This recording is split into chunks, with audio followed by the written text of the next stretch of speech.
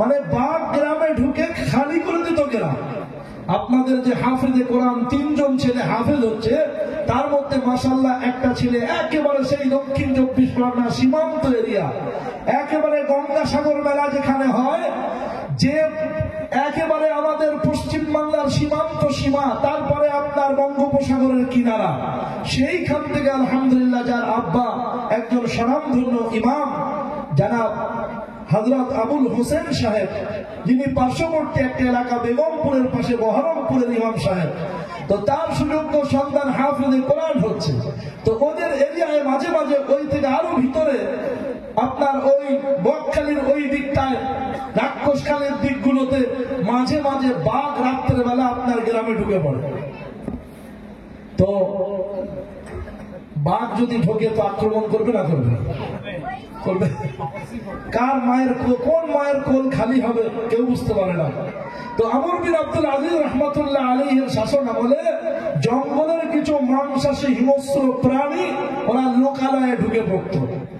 Governor বললেন, sir কাঁটা তার দিতে হবে। কাঁটা তার দিলেও আটকায় না, ওরা লাফিয়ে এদিকে চলে আসে, কিছু একটা ব্যবস্থা করতে হবে।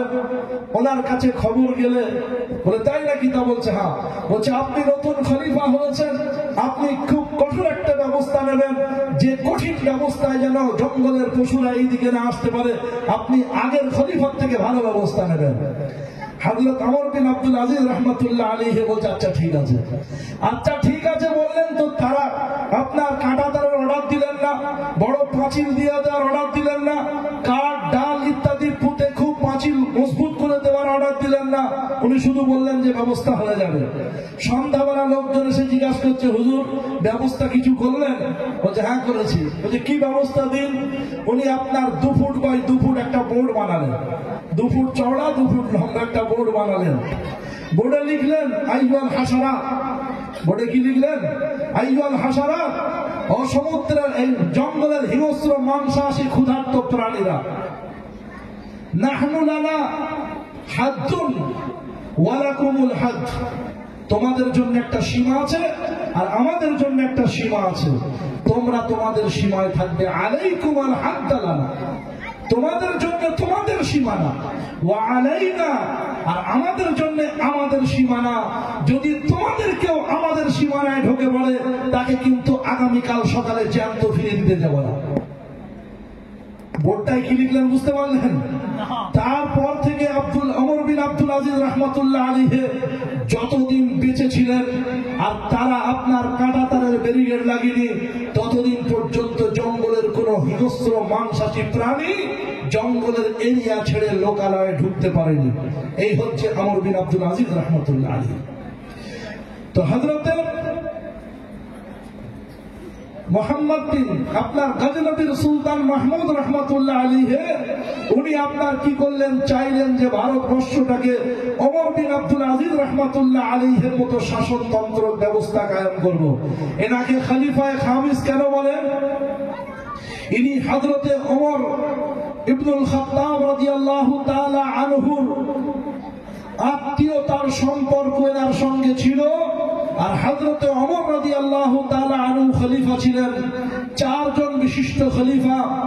একজনের নাম হচ্ছে হযরতে আবু বকর সিদ্দিক, আর একজনের নাম হচ্ছে হযরতে ওমর ইবনুল খাত্তাব, আর একজনের নাম হচ্ছে হযরতে উসমান গনি, আর একজনের নাম হচ্ছে হযরতে আলী কাররামাল্লাহু ওয়াজহু রাদিয়াল্লাহু তাআলা আলাইহিম আজমাইন। এই 4 জন খলিফা। কতজন? কেউ যদি 2 জনকে মানে আর 2 জনকে বাদ দেয়, তাহলে তাকে পাকা মুসলমান বলা চলবে?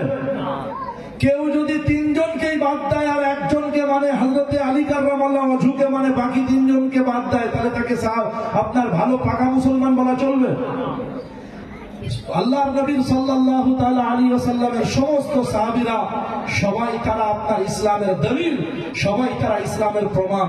এজন্য কাউকে মানা আর কাউকে ছাড়া এটা ইসলামের নীতি নয়। তাই আমরা বাড়াবাড়ি আর ছাড়াছাড়ির মাঝখানে আমরা ইনশাআল্লাহ সবাইকে মহব্বতের সঙ্গে নিয়ে চলবো। চলবে ইনশাআল্লাহ। কেউ যদি হযরতে হাসান আর হুসাইনকে শুধু মানে আর ফাতেমা রাদিয়াল্লাহু তাআলা আনহা আর একজন ছেলেকে যদি না মানে আর 2 জন মেয়েকে যদি না মানে, তাহলে তিনি কি পাকা মুসলমান হবেন? আপনারা নতুন কথা শুনছেন তাই না? আরে ফাতেমার কটা ছেলে মেয়ে? ফাতেমা রাদিয়াল্লাহু তাআলা ছিলেন না ছিলেন না? কে বলেন না ভাই, কে? আল্লাহর নবীর কন্যা। কতজন ছিলেন? কতজন ছিলেন? আমরা নবীজির কন্যা হিসেবে জানি হযরতে ফাতেমা, আর হযরতে ফাতেমার দুই ছেলে হাসান আর হোসাইন। এতটুকু আমাদের ইলমের দৌড়ত্ব, এতটুকু আমাদের ইলমের বহার। এতে করে আবার অন্যদেরকে জিজ্ঞেস করি ও কতটা পড়েছে, গরম কি? শুধু উপস্থিতি আমার আল্লাহ সুবহানাহু ওয়া তাআলা বোঝার তৌফিক দিন। আল্লাহর নবী সাল্লাল্লাহু আলাইহি সাল্লামের 4 জন কন্যা সন্তান ছিলেন, যায়েনব, রুকাইয়া, উম্মু কুলসুম আর হযরতে ফাতেমা। আল্লাহর নবী যেমন হাসান আর হুসাইনকে ভালোবাসতেন, হযরতে যায়েনব রাদিয়াল্লাহু তাআলা আনহার একটা কন্যা সন্তান ছিল যার নাম হচ্ছে উমামা। যার নাম কি? উমামা। হযরতে হাসান আর হুসাইনকে নিয়ে নবীজি নামাজ পড়তেন যখন, তো হযরতে হাসান আর হুসাইনকে তারা দুজনে নবীজির ঘাড়ে চড়ে বসতেন। আমরা ঘটনা পড়েছি। আল্লাহর নবী দীর্ঘ সেজদা করতেন, আল্লাহর নবী দীর্ঘ সেজদা করতেন যে ওরা বসে থাক, কিন্তু হাসান আর হুসাইনকে কোলে নিয়ে নবীজি নামাজ পড়েননি। বুঝাতে পারলাম? আল্লাহর নবী তার একজন মেয়ে হযরতে যায়েনব রাদিয়াল্লাহু তাআলা আনহা, তার একটা কন্যা সন্তান ছিল যার নাম হচ্ছে উমামা। ওই উমামাকে নবী সাল্লাল্লাহু আলাইহি সাল্লাম আল্লাহু আকবার বলে নিয়ত করেছেন। নিয়ত করে আল্লাহর নবী কোলে করে রেখেছেন উমামাকে। কিরাত সূরা ফাতিহা পড়া হয়ে গেছে, কিরাত পড়া হয়ে গেছে, নবীজি রুকুতে যাচ্ছেন, যাওয়ার সময় উমামাকে নামিয়ে দিলেন, সেজদা করলেন, সেজদা থেকে উঠে আবার আল্লাহর নবী উমামাকে কোলে নিয়ে আবার দ্বিতীয় রাকাত পড়ছেন। বিশ্ববাসীকে কি মেসেজ দিলেন? বিশ্ববাসীকে মেসেজ দিলেন এটাই যে কন্যাদেরকে ভালোবাসতে হবে। কন্যা সন্তানরা এরা কত পবিত্র, এরা কত আপনার মহব্বত এবং ভালোবাসার এই তালিম নবীজি আরববাসীকে দিলেন। যখন আরববাসী কন্যাদেরকে নিয়ে নাক শিটকাতো, কন্যা সন্তান হলে আরববাসীরা যখন পুরুষদেরকে ছোট এবং খাটো মনে করত, সেই সময়ে নবী সাল্লাল্লাহু আলাইহি সাল্লাম উমামাকে কোলে নিয়ে নামাজ পড়িয়ে গোটা বিশ্বের মানব মণ্ডলীকে দেখিয়ে দিলেন যে আমি নবী যেমন হাসান আর হুসাইনকে ভালোবাসি, তেমন ভাবে উমামাকে তার থেকে আরো বেশি ভালোবাসি। কোলে নিয়ে বিশ্ববাসীকে দেখিয়ে দিলাম নামাজের অবস্থা। শুধু উপস্থিতি আমার এমনি ভাবে হযরতে ফাতেমা রাদিয়াল্লাহু তাআলা আনহা, হজম হবে বলবো, 5টা সন্তান ছিল। কটা? কটা? 5টা সন্তান। একজনের নাম হাসান, একজনের নাম হোসাইন, একজনের নাম মহসিন। মনে থাকবে? 3 ছেলে আর 2 মেয়ে। একজনের নাম হচ্ছে যায়েনব আর একজনের নাম হচ্ছে কুলসুম। হযরতে ফাতেমার 2 জন বোন মারা গিয়েছিলেন, নবীজির কন্যা হযরতে যায়েনব আর হযরতে কুলসুম। তো হযরতে ফাতেমার যখন 2 জন কন্যা সন্তান হয়, তো তাদের নাম এই বোনের নামের অনুকরণে তাদেরও নাম রেখেছিলেন। তো হযরতে ফাতেমার কটা সন্তান? 5টা। কি কি? হযরতে হাসান, হযরতে হুসাইন, হযরতে মহসিন, যায়েনব আর কুলসুম। মনে থাকবে ইনশাআল্লাহ? শুধু উপস্থিত আমার তো এমনি হাও যা বলছিলাম, সবাইকে ইনশাআল্লাহ হাসান হুসাইনকে যেমন মনে রাখবো। আমাদেরকে বলে সুন্নি, তোমরা হাসান হোসেনকে মানে না, আমরা শিয়া, আমরা হাসান হোসেনকে প্রচন্ড মানি। আমরা বলি মানি না। কে বলেছে? হযরতে হাসান, হযরতে হুসাইনকে মানি, হযরতে মহসিনকে মানি, যায়েনবকে মানি, কুলসুমকে মানি, আমরা আলী রাদিয়াল্লাহু তাআলা আনহুকে মানি, উসমানে গনিকে মানি। এরা 2 জন নবীজির জামাতা, 2 জন নবীজির জামাই। হযরতে ওমরকে মানি, ইনি নবীজির শ্বশুর আব্বা। হযরত আবু বকর সিদ্দিককে মানি, ইনি নবীজির শ্বশুর আব্বা। সেজন্য সব সাহাবীকে, এই 4 জন সাহাবী হচ্ছে আপনার খোলাফায়ে আরবা। আর এদের তরিকা, এদের তর্জ, এদের ঢং, এদের স্টাইল, এদের উসলুব, এদের পদ্ধতি, এদের প্রসেস, এদের ফর্মুলা, এদের নীতিমালাকে অনুকরণ করে চলেছিলেন হযরতে ওমর বিন আব্দুল আজিজ রাহমাতুল্লাহ আলাইহি। তাই এনাকে বলা হয় খলিফায়ে খামিস, 5ম খলিফা। কথাটা বুঝতে পারলেন ভাই? বুঝতে পারছেন পিছনের ভাইরা?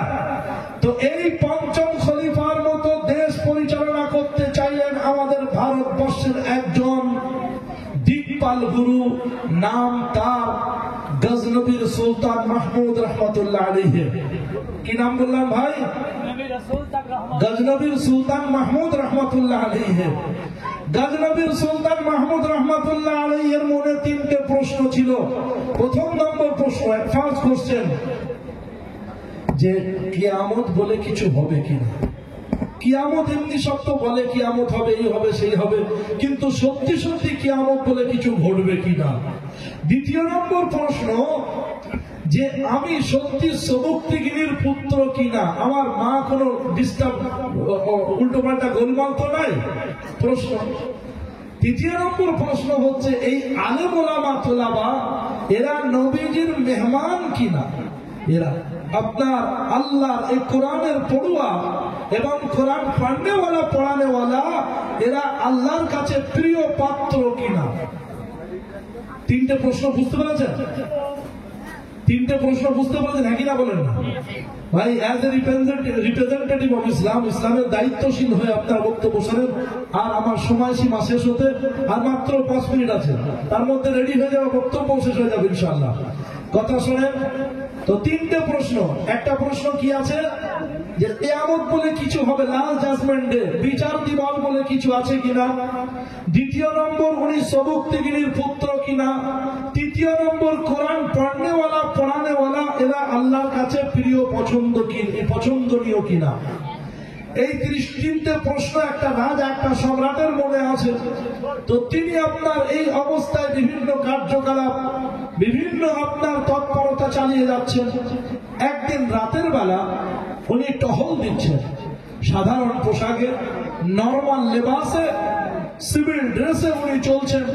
চলতে চলতে হঠাৎ দেখলেন বেশ রাত কিছুটা হয়েছে, সন্ধ্যার পরে বেশ 1-1.5 ঘন্টা সন্ধ্যা ঘনিয়ে এসেছে।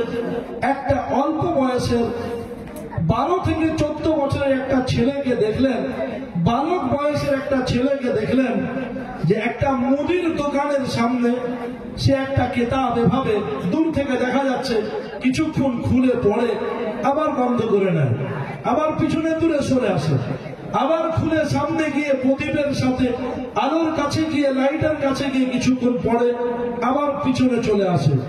এইভাবে বাদশাহ গজনবীর সুলতান মাহমুদ রহমতুল্লাহ আলাইহি বেশ দীর্ঘক্ষণ দেখলেন তিনি আর তার দেহরক্ষী দাঁড়িয়ে দাঁড়িয়ে।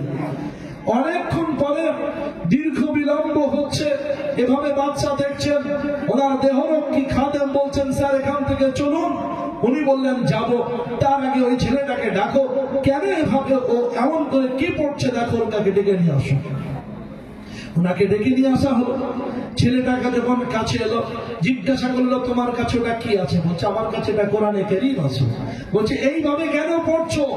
তা বলছে, আমার আব্বা কোন আলিমের মুখ থেকে শুনেছিলেন যে মান করা আল কোরআন ওয়া আমিলা, কোরআনে কারীম যে পড়ে আর কোরআনে কারীমের উপরে আমল করে, ফাস্তাহাল্লা হালালাহু, কোরআনে কারীমের হালালকে হালাল মনে করে, ওয়া হারামা হারামাহু, আর কোরআনে কারীমের হারামকৃত বিষয়কে হারাম মনে করে, উলবিসা ওয়ালিদাহু তাজা ইয়াউমাল কিয়ামা, কিয়ামতের দিনে তার পিতামাতার মাথায় নূরের তাজ যেমন পরানো হবে, সেই নূরের তাজের কিরণ আর জ্যোতি, সেই নূর আর জ্যোতির্ময় মুকুট আর টুপির এত কিরণ হবে, জ্যোতি হবে, লাইট হবে, তার প্রতিবিম্বিত আলো ছটা সূর্যের আলোকে মেলান করে দেবে, সূর্যের আলো থেকে আরো জ্যোতির্ময় হবে।